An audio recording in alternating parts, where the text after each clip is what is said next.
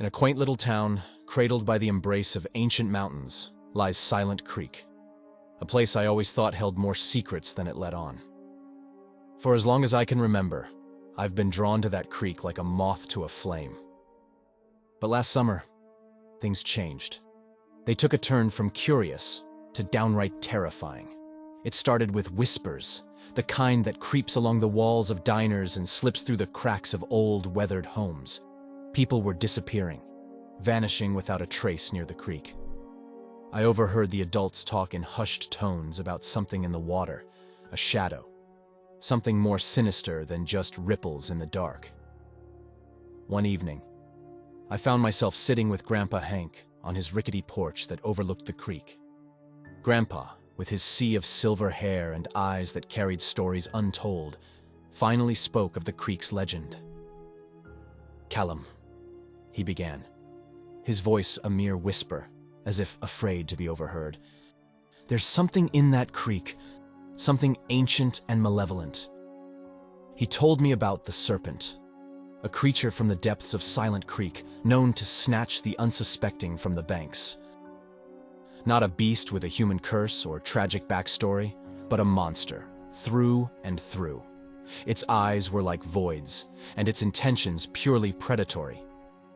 Despite the warnings, my curiosity only grew stronger. I found myself at the local library, where Mrs. Baxter, the librarian with a knack for finding the most obscure books, handed me old newspapers and articles. The stories were all the same. People going too close to the water and never returning, pets found lifeless on the banks, and the constant, eerie feeling of being watched. Nights turned into my time for a vigil. I'd sit by the creek, my camera at the ready, hoping to catch a glimpse of this legend. The water was always eerily calm, too still for comfort.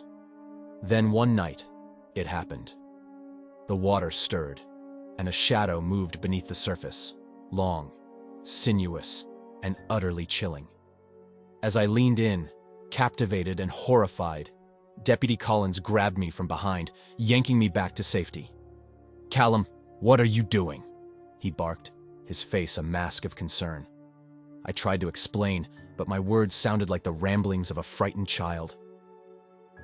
That night, as I lay in bed, the image of the shadow in the water haunted me.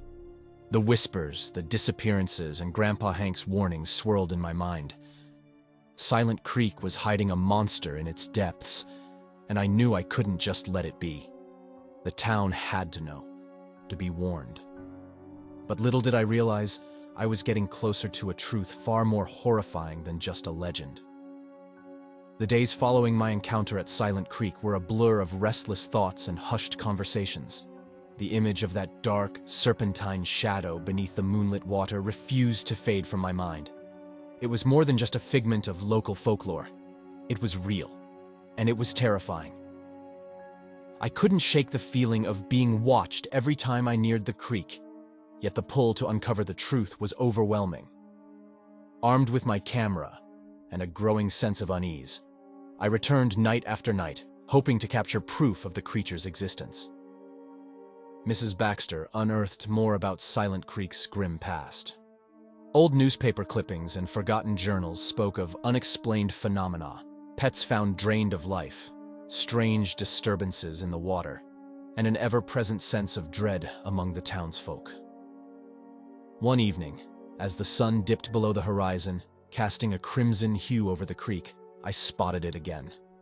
The water rippled unnaturally, and for a brief moment, I saw the silhouette of the serpent. Its scales glistened in the fading light, and its eyes, two glowing orbs, fixed on me with a predatory gaze. My heart pounded in my chest as I snapped photos, the camera's flash piercing the growing darkness. That was when I heard it. A sound so primal and full of malice that it rooted me to the spot. I realized then that this was no misunderstood creature. It was a monster, lurking in the depths, waiting for its next victim.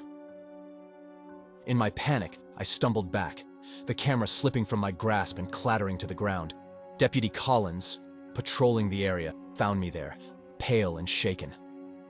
"Callum, you shouldn't be out here," he warned, his voice tinged with concern. But how could I explain the unexplainable? How could I convey the terror that Silent Creek now represented? The nights that followed were restless. Sleep eluded me, and when it did come, it was filled with nightmares of being dragged into the dark, cold embrace of the creek. The town, oblivious to the lurking horror, continued its routine, but I could not shake off the feeling of impending doom. Determined to expose the truth, I scoured the town's archives for any information that could help. Old maps, environmental studies, anything that might give me a clue about what the serpent was or where it came from. But the answers were as elusive as the creature itself. Silent Creek had become my obsession, the serpent my nemesis. I knew that I had to warn the town, to protect them from the unseen horrors that lurked in the water. But first, I needed proof. Undeniable evidence of the monster that called Silent Creek its home. The truth was out there, in the dark waters, and I was going to find it. As the days turned into weeks, my life began to revolve around the creek and its malevolent inhabitant.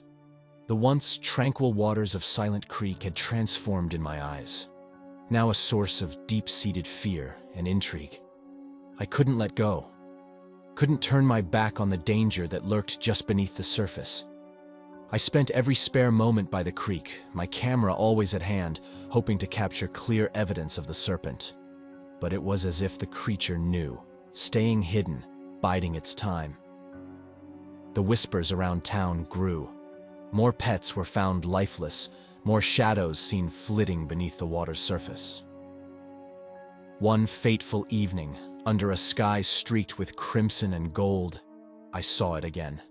The serpent, massive and menacing, its scales shimmering like darkened jewels in the fading light. Its eyes fixed on me, a deep, malevolent intelligence behind that gaze. This time, I didn't freeze. I snapped photo after photo, the camera's shutter clicking rapidly, capturing the creature in all its terrifying glory. But then, the unexpected happened. The serpent lunged, breaking the surface with a violent splash.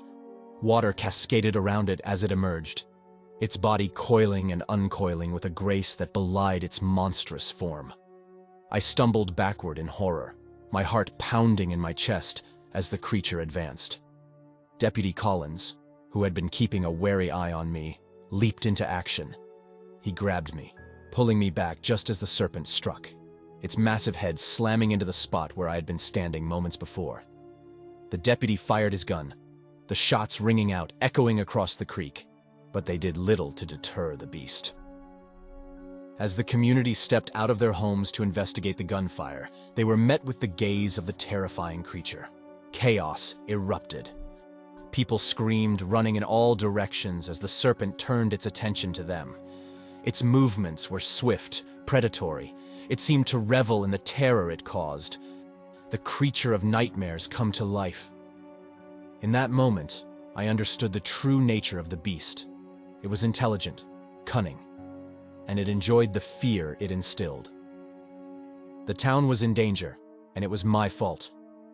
My obsession had led to this, had disturbed the delicate balance that had kept the serpent at bay. I watched in horror as the creature claimed another victim, dragging them screaming into the depths. The water turned a dark crimson. But then, something miraculous happened. Amidst the panic and chaos, the town banded together. People who had once whispered about the legend now faced it head-on. Some threw rocks, others wielded makeshift weapons. Deputy Collins continued to fire, his shots more determined now. And in that moment of unity, of collective courage, the tide began to turn. The serpent, wounded and surprised by the resistance, retreated back into the depths of the creek. The waters calmed, but the damage was done. The town had seen the monster in the light, and it could no longer be dismissed as mere legend. The aftermath was a blur. Emergency services arrived, tending to the wounded, comforting the shaken. The creek was cordoned off. A team of specialists called in to investigate. But I knew the truth. The serpent was real, and it was still out there. In the days that followed, the town was a hive of activity. News crews descended, eager for a story. Scientists and hunters roamed the banks of the creek, searching for the creature, but it was as if the serpent had vanished, leaving behind only the scars of its attack. I avoided the creek, the guilt of what had happened weighing heavily on me. I had wanted to expose the truth, but at what cost? Lives had been lost, a community traumatized. But the story of Silent Creek wasn't over. The serpent was still out there, somewhere beneath the murky waters, waiting. And I knew that one day, it would emerge again. The town would need to be ready, to face the monster that lurked in the depths. As for me, my camera lay untouched, a reminder of my folly.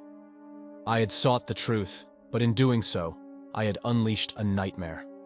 The waters of Silent Creek would never be the same, and neither would I.